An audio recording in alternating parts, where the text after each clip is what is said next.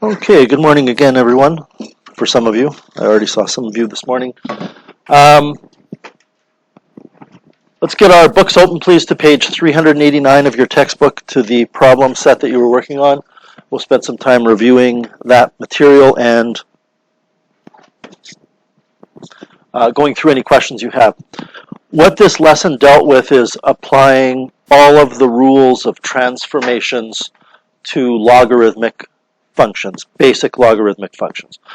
And there really are two basic logarithmic functions.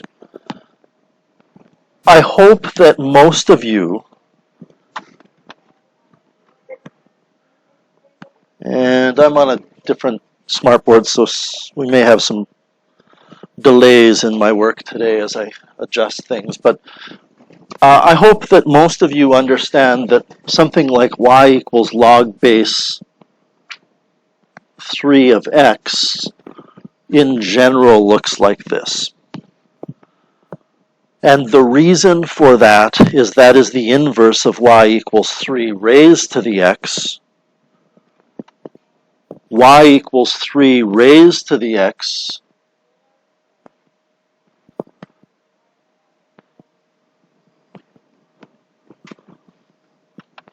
not happy with that.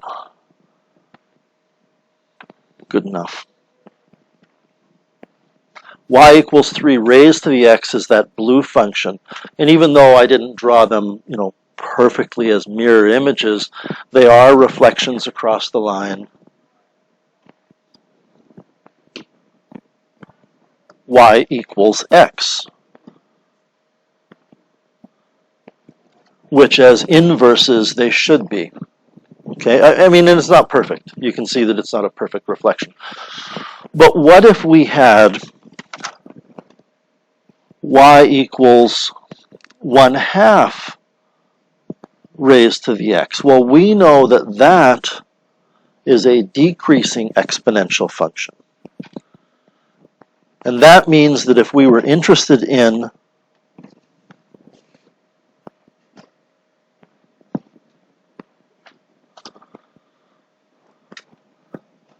the inverse of that, we would have to reflect that in this line.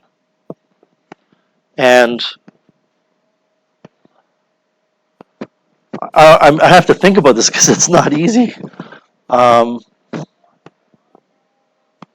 think it will look like that. And I guess one of the things you can maybe appreciate here, so this is y equals log base 1/2 of x, is that these two logarithmic functions, other than the fact that they have different bases, they're reflected vertically. And when we talk about the laws of logarithms today, there's a way to justify that. Most of the exam questions that you would see would be based on transforming the logarithmic function on the left. So we really like to focus in Math 30 on logarithmic functions with bases, graphically anyway, with bases that are bigger than 1. But bases between 0 and 1, it would look like that other graph. By the way, now that you know the change of base formula, you can graph these on your calculator. Because if I wanted to graph y equals log base 3 of x,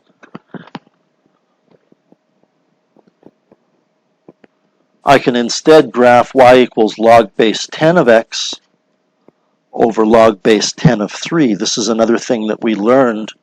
That's not 10 to the 3, that's log base 10 of 3. This is one of the things we learned in Thursday's lesson. And I don't have a calculator here. So,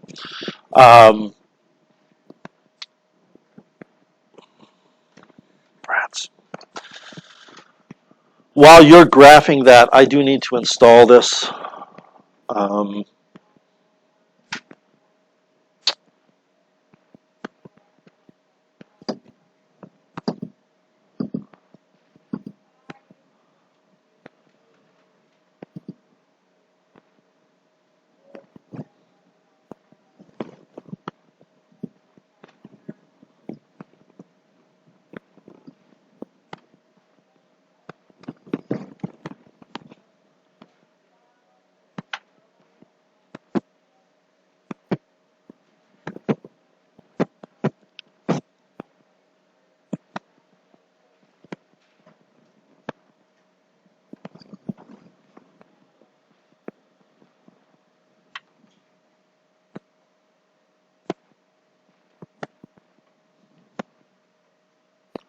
Sorry about this delay, everyone.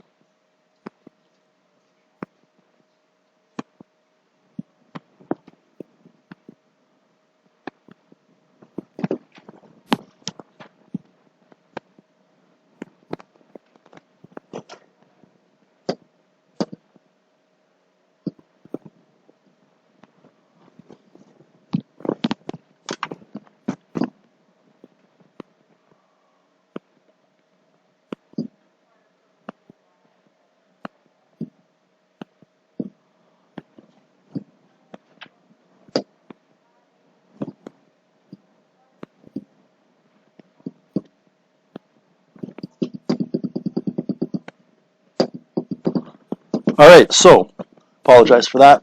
We were looking at graphing y equals log base 3 of x on a TI calculator.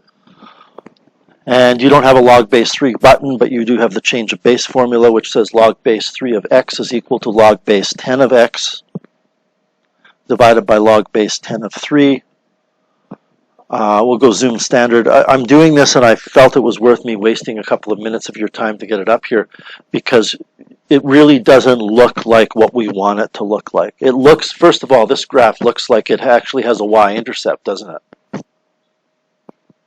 But it can't have a y-intercept. The second thing is I'm going to turn off the axes.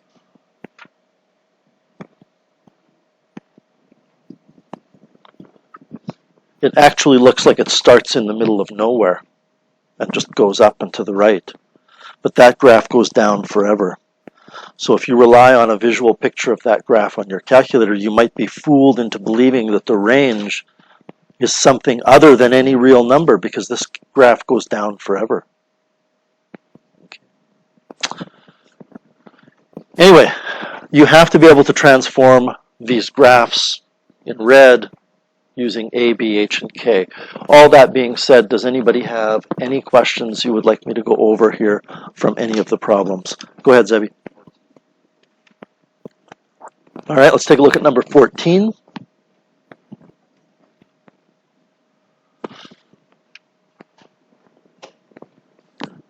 So there's, I don't even know how to pronounce that, Ehrenberg relation, the average measurements of heights and masses of children, and this is only a valid relation if the children are from ages 5 to 13, are related by this function. The function is the logarithm of the mass of the child, and it says in kilograms, is equal to 0.008 multiplied by the height of the child in centimeters.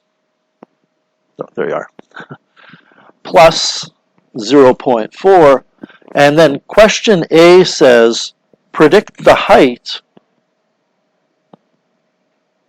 when the mass is 60 kilograms.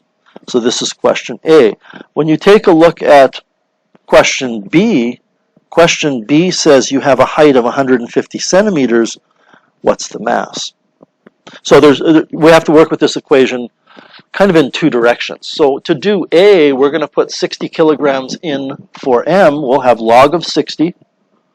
And I want to pause there and just point out to you that log of 60 is log base 10 of 60.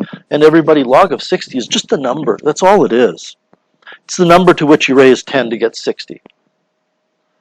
Well, 10 to the 1 is 10. 10 to the 2 is 100. Log of 60 is somewhere between 1 and 2. But it's just a number. This is equal to 0.008 h plus 0.4. So we have a number equals a number times a variable plus a number. To solve this, you would subtract 0.4 from both sides and have 0.008 h equals whatever that number is. And I can calculate it. Log of 60. Do you need to close the brackets on that argument before you subtract the 0.4? Minus 0.4. Otherwise, you'd be taking the log of 60 minus 0.4. Is 1.378. This cannot be right.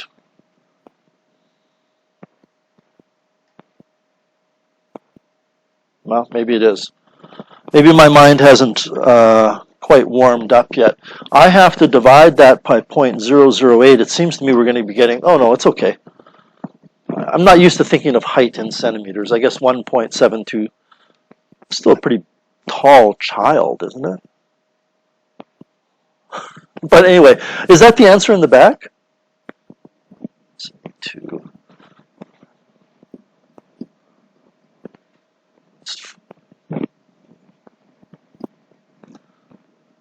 Kid's 5'8". But okay, 172 centimeters, that's what you get.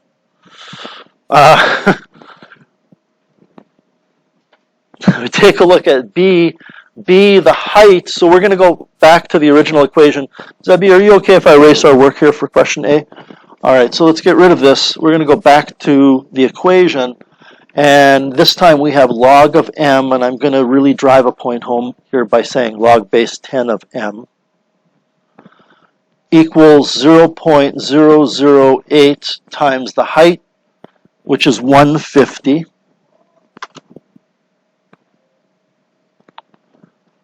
plus 0.4. Now, I just want to drive a point home here as well. This is just a number, right? So what we have is log base 10 of m equals a number, which means that m will be equal to 10 raised to that number when we convert it to exponential form.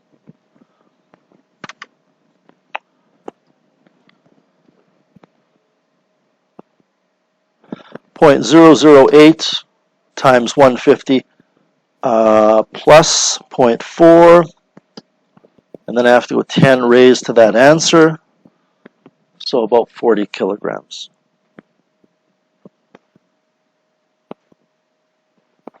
I hope you understand that these logarithmic equations that you encounter in your textbook and on exams are trying their best to describe nature, and sometimes it won't fit perfectly.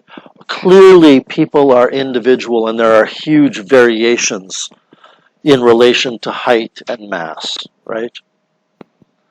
Anyway, is that okay, Zebby? All right. Any other questions before we get started today?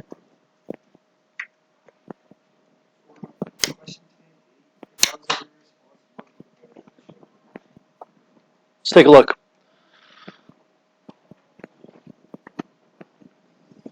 It's a great little written response question for maybe 2 marks. Okay, so it's important that you're asking this. We have a logarithmic function. Sorry, I have to change something. This is driving me nuts.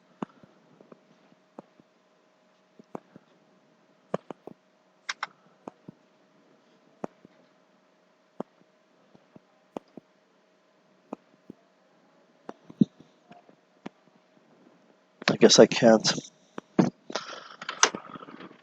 Says that we're taking this function f of x or y equals log base 3 of x, and we're transforming it with a vertical translation. So I guess what I'm doing here, Farhan, is I'm writing down what I think I would put as a written response. Vertical translation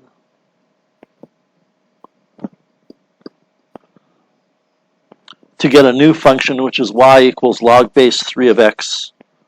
And I'm going to put the x in brackets plus k because I don't want anybody to think, particularly a marker, that I believe it's x plus k. It's log of x and then plus k. Then what I would do is I would say, since y equals log base 3 of x plus k passes through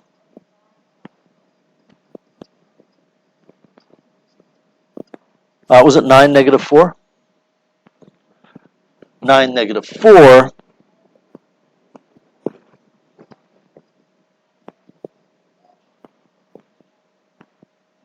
Negative 4 has to equal to log base 3 of 9 plus k. I don't think that requires a real explanation. We've talked before, not just you, but me with other people, about the need for brevity, which is to be brief in written response. There's a balance, right? It's an art. You don't want to write so little so that the marker thinks you don't know what you're doing, but you don't want to write so much that it's taking away from the rest of your exam time and making it difficult for the marker to sift through all of the things you're saying to get to the real details. So I think this is good enough, other than the fact that my K doesn't really look like a K. Then you could put negative 4 equals 2 plus K. K equals negative 6. I might, do that. I know it's obvious at this level, but we do want to show a certain amount of algebra. And then I would conclude this by saying y equals log base 3 of x is translated 6 units down to obtain to get the new function. Have I answered your question? Well, my hope would be that when you evaluate log base 3 of 9, you're not using a change of base formula. I mean, if you... I'm just being honest with you.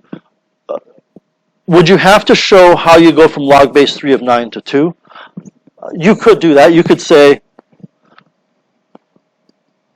oh, it's 2. You could write something that indicates you know what you're doing. I'll be honest with you, and some of you may not appreciate what I'm about to say. I don't mean you'll be insulted by it. It may not fit with your mindset. I think if you write the change of base formula on this question, on a written response question, to find log base 3 of 9, the mathematical opinion of you that the marker has might have dropped a little bit. And that isn't meant as a slant against everybody or anybody, but you shouldn't need the change of base formula here. And if a marker sees you're using the change of base formula for that, they might go, boy, does this person really even understand what a logarithm is?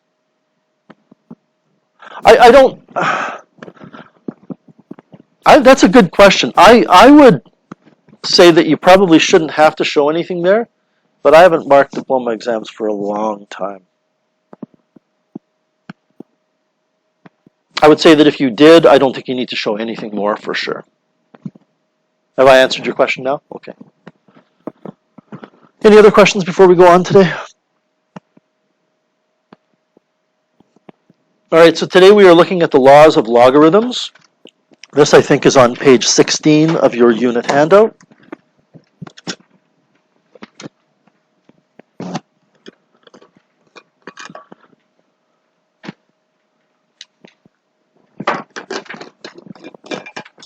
So we're going to be learning what the laws of logarithms are so that we can apply the laws of logarithms to do a number of things.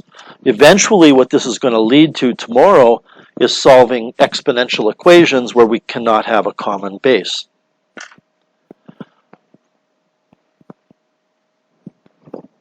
So this really shouldn't come as a big surprise to you, there are laws or rules that we have to follow when we're working with exponential expressions. For example, if you have x raised to the 3 multiplied by x raised to the 12, you get x raised to the 15, because when you multiply exponential expressions that have the same base, the base remains the same and you add the exponents. It's a rule. We learn about that originally by writing, well, this would be x times x times x. I'm now regretting choosing 12 times x times x times x times x times x times x times x times x times x times x times x times x. And then you would add all the x's and you go, well, there's 15 of them, so it's x to the 15. We have rules for dividing as well. We also have rules for a power of a power. If you had p to the 6 raised to the 3, this is p to the 18, and we use a rule. We've developed something that's more abstract. You shouldn't have to think about why this works every time. When you're first taught this, you're taught that it works because p to the 6 cubed means p to the 6 times p to the 6 times p to the 6. And if you were to write out p to the 6 in expanded form, you would have 6p's multiplied by 6p's multiplied by 6p's, and you can add all the exponents and get p to the 18. So the product law, the quotient law for exponents, which I've not demonstrated to you up here, which involves subtracting the exponents, and the power law, power of a power, all have equivalent laws when you're dealing with logarithms. And the product law, and this may look a little bit different than the format that I presented it in your notes, says that if you're taking, very carefully, listen to this, a logarithm of a product, so the product is the argument of the logarithm. It's the thing you're logging. I don't know if that's a mathematical term, but it's the thing you're logging. If the thing you're logging is a product of other things, then you can take the logarithm of each of those things and add them. So, what does that mean? It means that if I had log base 5 of 20 times 11, this law is saying it's the same as log base 5 of 20 plus log base 5 of 11. Well, 20 times 11 is 220, and I have the ability on my calculator to calculate what that is as an approximate value in decimal form by using the change of base formula.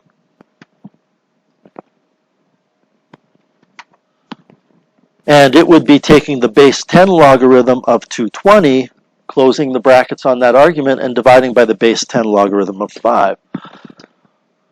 So log base 5 of the product of 20 and 11, which is log base 5 of 220, is 3.35. I can certainly calculate what log base 5 of 20 plus log base 5 of 11 is. I would use the change of base formula for log base 5 of 20 by taking log of the old argument over log of 5. These are base 10 logarithms that I'm entering. Plus, we could do the same thing for 11 by, we can do the same thing for log base 5 of 11 by saying it's log base 10 of 11 divided by log base 10 of 5. And we better get the same thing. It's just a rule. It works out that way. This is the equivalent of the product law for exponents, because in the product law for exponents, you add the exponents. But logarithms are exponents. So you're adding the logarithms because they're the exponents. What's the second rule say? The second rule says if you're taking the logarithm of a quotient. Now, I want to point something out to you, that the order in which you add these two things in the product law doesn't matter.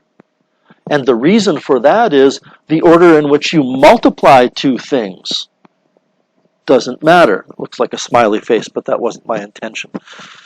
So when you multiply, order is unimportant. But when you divide, it is. So if the argument is m divided by n, that's certainly different than n divided by m. I mean, 15 divided by 3 is 5. 3 divided by 15 is not 5. And that means that since the order in which you divide the pieces of the argument is crucial to the value or the meaning, the order in which you subtract is crucial. So what the quotient law says is the logarithm of a quotient is equal to the logarithm of the numerator divided by the logarithm of the denominator. So if I wanted to know what log base 4 of 82 thirds is, I guess I could figure out what 82 divided by 3 is. Now I want to take the base 4 logarithm of that, which would involve taking the base 10 logarithm of that, dividing by the base 10 logarithm of 4. I'm using the change of base formula here. So log base 4 of 82 over 3 is that number.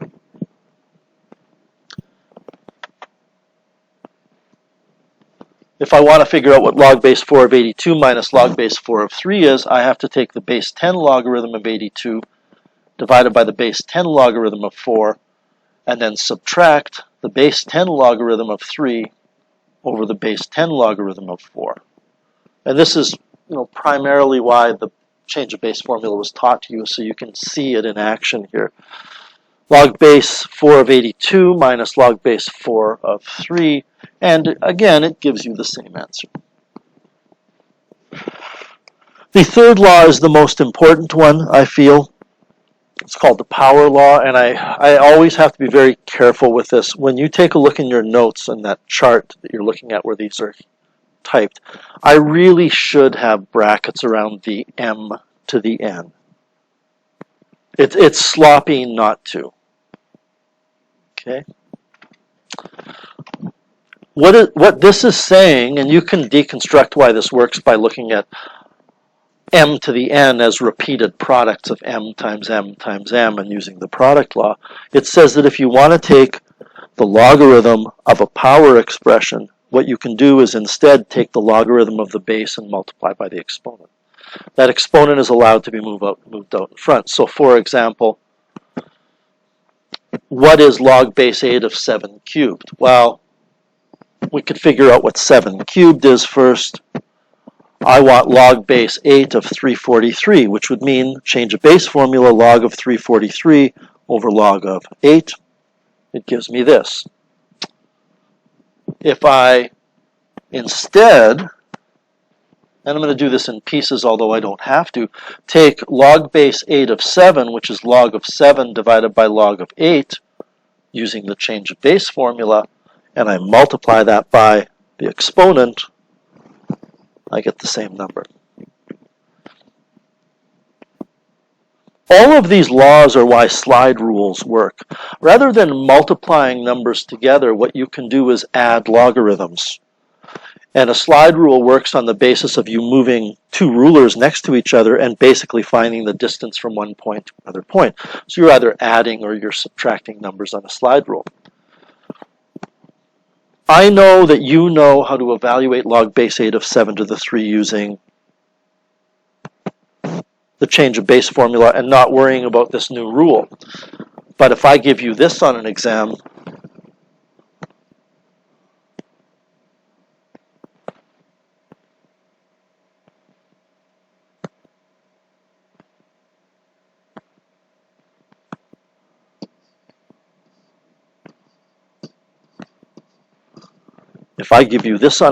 and I say, what is the value of it? I think your calculator is going to crap out on you here because I don't think it can handle 2 to the 2102. I just think the number is going to be too big. And if it isn't, I can make it even bigger. I get an error. So I would be unable, I mean, I can try this. I can take log of, even with the change of base formula, 2 raised to the 2102 divided by log of 5, but 2 raised to the 2102 is beyond the boundaries of my calculator's memory. As soon as I get past 9.99 times 10 to the 99, my calculator doesn't know what to do. But I can move this 2102 in front, and I can certainly figure out what log base 5 of 2 is. And this could be a numerical response question. Log base 5 of 2 is log of 2, base 10 log of 2, divided by base 10 log of 5, and I can multiply that by 2102, and I can ask you on a numerical response question what the value of log base 5 of 2 to the 2102 is to the nearest whole number, and the answer is 905. But without using that power rule of swinging the exponent in front, you can't do anything. So those are the 3 rules. Let's go through some examples now. The first set of examples is all the same idea. We want to write each expression in terms of log x, log y, and log z. So the first thing we note is that this is log base 3 of x squared multiplied by y. So again, I'm a little lazy. It's not wrong to write log base 3 x squared y without brackets. But it's a habit that I want to break. I've been doing it for too long, and we really should have brackets there. So that means that this is log base 3 of x squared plus log base 3 of y, because the logarithm of a product is the sum of the logarithms. That's the first rule. And then what we can do is write it as 2 log base 3 of x plus log base 3 of y. I don't need brackets if the argument is a single thing.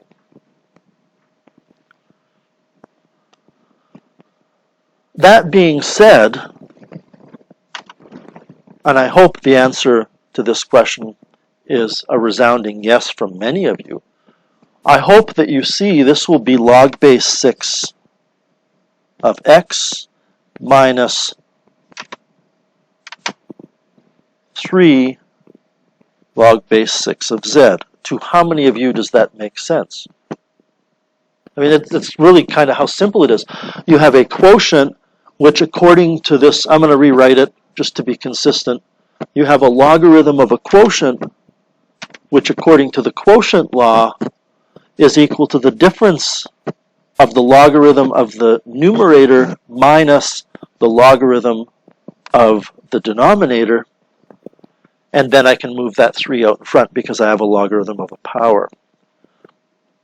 What I want to show you now before we move on, and I think this is really easy so far, but it can get tricky, and it will get tricky, is that think of the logarithms that we separate out as being positive logarithms or negative logarithms.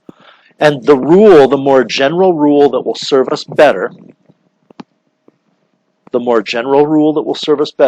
is if the part of the argument is on the top of the argument, then it will become a positive logarithm, but if it's on the bottom, it will become a negative logarithm.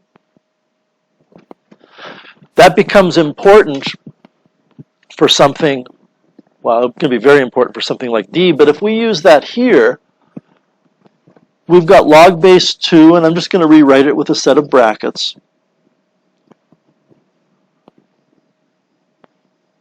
This becomes log base 2 of x plus log base 2 of y cubed minus log base 2 of z squared. And you don't have to do this in pieces. You don't have to say, well, I'm going to find the logarithm of x times y cubed, which will be a sum, and then I'm going to divide. You do it all in one shot. In fact, if you do it the other way, you're bound to run into mathematical errors. So this becomes log base 2 of x plus 3 log base 2 of y minus 2 log base 2 of z.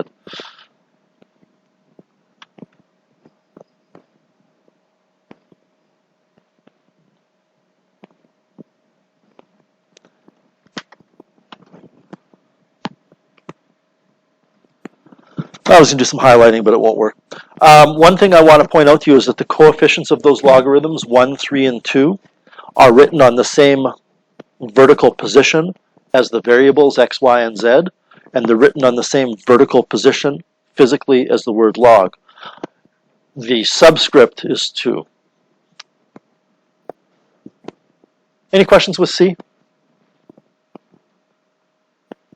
Okay, time for the type of question that I know somebody will get wrong on the exam, and I wish nobody did get it wrong. But I guarantee you that one of the choices here on an exam would be 4 log base b of x minus 10 log base b of y plus 3 log base 3 of z. Log base b of z. Just make sure I got that right. Not right as in correct, but in terms of what I want to put. And the reason why people will choose this answer is they see a multiplication in between the y to the 10 and a z cubed. And they go, well, when I'm multiplying pieces of an argument, then I add the individual logarithms. But what they are missing, so that's not correct, is that this is log base b of, and this gets messy, the following.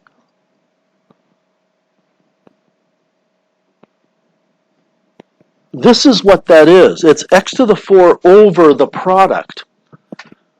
So when we expand this, it is log base b of x to the 4 minus log base b of y to the 10 z cubed.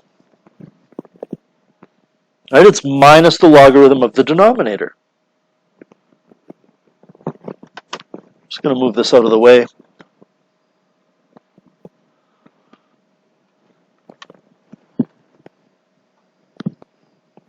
So what happens here is we get log base b, well, we get 4 log base b of x, and then we have minus log base b of y to the 10 plus log base b of z cubed. And this is where I've made a mistake.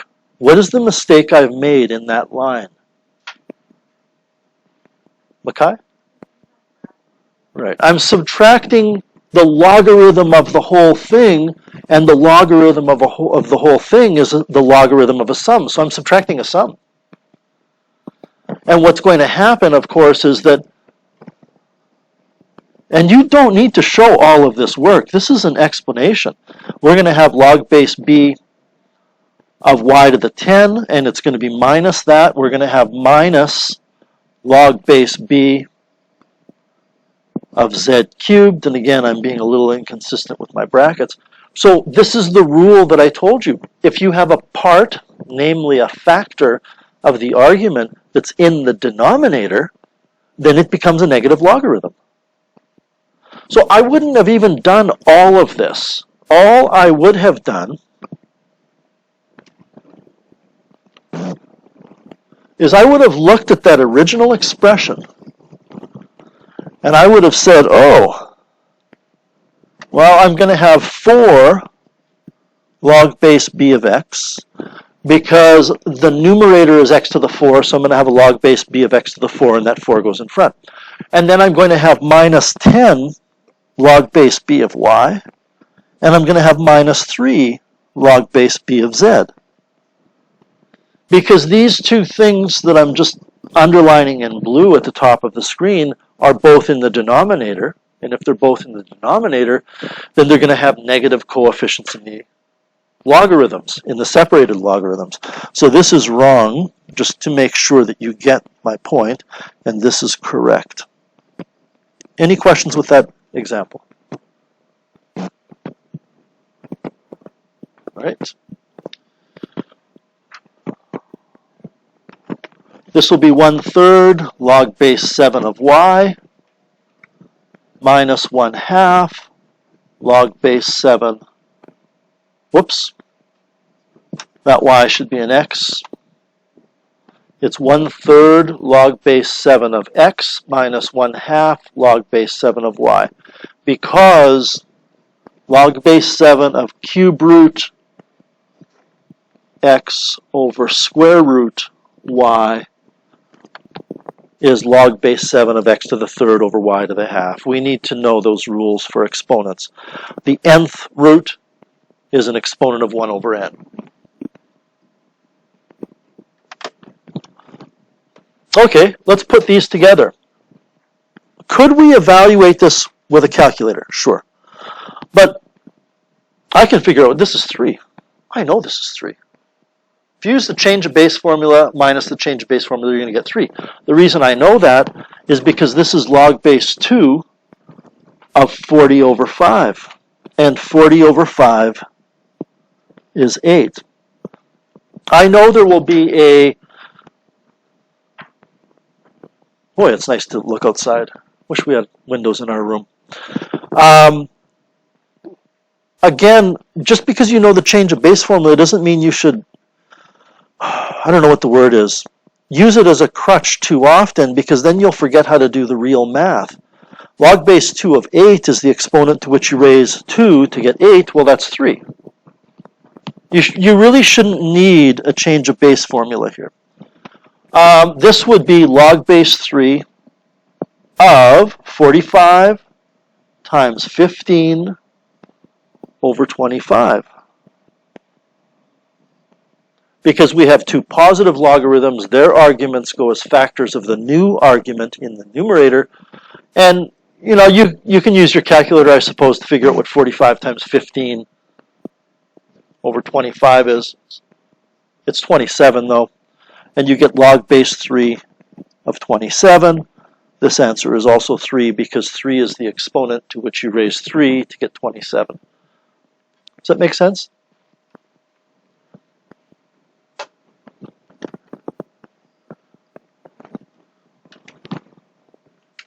This is a little tricky. It's not difficult math, but it's a little tricky because I'm subtracting something that's in brackets.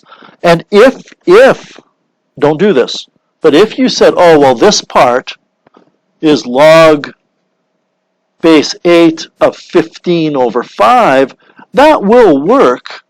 But if it gets more complicated, you might be digging yourself into a pretty deep hole that you have a difficult time climbing out of. Or you might be painting yourself into the corner, as my dad would say. So what I would do is just think of this as log base 8 of 48 plus log base 8 of 4 minus log base 8 of 15 plus log base 8 of 5. Because when I subtract, I have to distribute that subtraction. So the positive becomes a negative, the negative becomes a positive. Then I can put this together as a single logarithm, log base 8, and I will have 48 times 4. I will also have times 5, and I will have over 15. I believe that number works out to 64 as an argument. Am I right? So it's log base 8 of 64. And that is saying, to what do I raise the exponent of 8 to get 64? The answer is 2. Again, can you get the right answer with the change base formula and just plugging everything in? Sure. But if you rely on that too much, it's not going to serve you well. What do we have? These are all, I didn't say this, I should have. The bases of the logarithms have to all be the same, right? So this is log base 21 of 7 times 9 times 1/3. Well, 1/3 of 9 is 3. 3 times 7 is 21. This should be a 21. I can see it in your eyes that I wrote something wrong.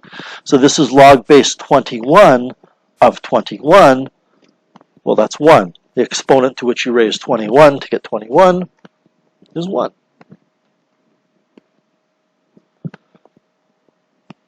We cannot, in question E, put those logarithms together with the product law, which says the logarithm of a product is the same as the sum of the logarithms, until we move those exponents,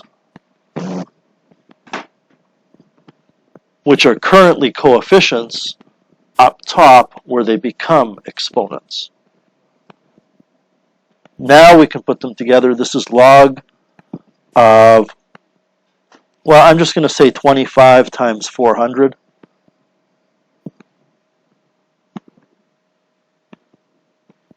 Five squared is 25. 20 squared is 400. So this is log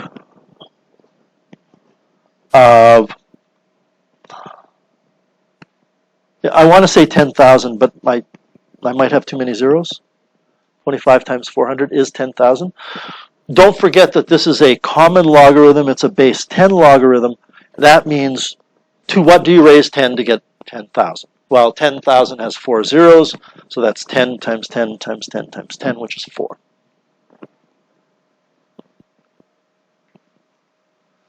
I want everybody to take a look at F. Let that rattle around in your head for a minute or two. Well, for 10 seconds or so.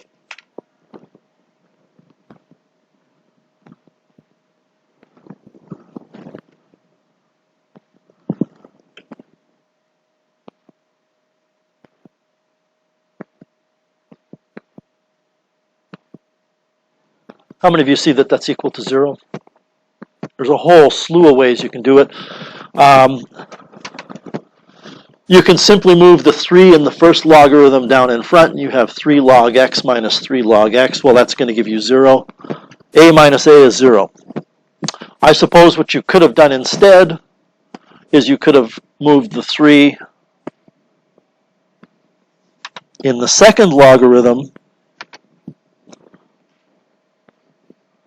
up top as an exponent and been left with the same basic idea. You're taking an item and you're subtracting it from itself. If you want, you can do overkill here and say that log of x cubed minus log of x cubed is log of x cubed over x cubed according to the quotient law. And x cubed over x cubed is 1. So you have log of 1, which is saying to what do you raise 10 to get 1? The answer is 0. I don't know that you would actually do that, but it works. Write each expression as a single logarithm.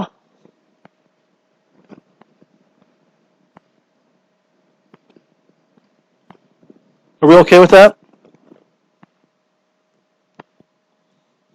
Yeah?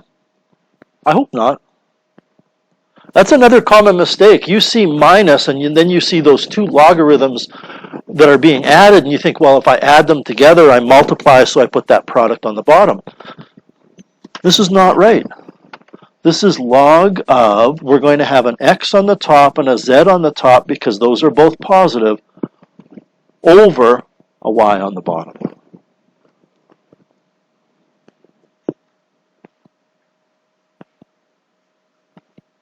This is getting ridiculously easy once you see what's going on.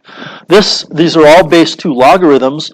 We can combine all of the separate logarithms into a single logarithm of a single argument by taking any argument that was part of a positive logarithm and putting it in the numerator, and any argument that was part of a negative logarithm and putting it in the denominator.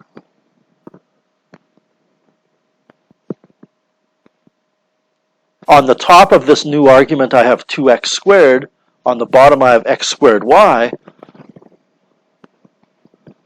The x's and x's, well, the x's cancel everywhere. X squared on the top cancels with x squared on the bottom, and I'm left with 2 over y for an argument. Any questions with b there? Now, do you remember trigonometry? I hope the answer to that is yes. We did a lot of trigonometry, but one of the things that we did just across the hall, one of the things we did in trigonometry was we focused a lot in the second unit on the fact that you can take a trigonometric expression and disguise it or present it in a different way by using identities. So my question to you is, how many of you see that this is 1 minus log base 2 of y? Because that's likely to be the choice on an exam. Or we could have a numerical response question where it says the answer is a minus log base b of c, where a is 1, b is 2, c is... I guess we wouldn't have c here. We can't have c because y is not a number. So how many of you see that it's 1 minus log base 2 of y? Not too many. But I can, after putting this all together and simplifying the new argument, I can put it in reverse and write log base 2 of 2 minus log base 2 of y. And log base 2 of 2 is 1. You know, and some of you might go, well, do we have to do that? Well, I don't know. It depends. Maybe this is an answer in one of the choices, in which case you don't have to do it. But if it's not there and you're confident that you've done the work properly, which really there's not much in going from here to here. If you're confident you've done it properly but the answer isn't there, then it is there. You just have to figure out how else to write it. So this is equal to 1.